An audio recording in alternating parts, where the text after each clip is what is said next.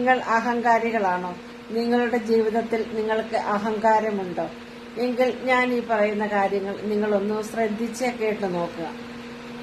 ഇന്നലെ രാവിലെ ഒരാൾ മരിച്ചുപോയി. ആ മരിച്ച വ്യക്തിക്ക് മരിക്കുന്നതിന് തൊട്ട് മുന്നേ വരെ കുറെ ആഗ്രഹങ്ങൾ മനസ്സിലുണ്ടായിരുന്നു. ഇന്ന് അവർക്ക് കുറെ സ്ഥലങ്ങളിൽ പോകണം, വീട്ടുകാരും മക്കളും ഒത്ത് കുറെ കാര്യങ്ങൾ അവർക്ക് ചെയ്യാനുണ്ട്. അമ്പലങ്ങളിൽ പോകണം, പള്ളികളിൽ പോകണം, അങ്ങനെ ഒരുപാട് കാര്യങ്ങൾ അവർ ജീവിതത്തിൽ പ്ലാൻ ചെയ്തു വെച്ചിരുന്നു.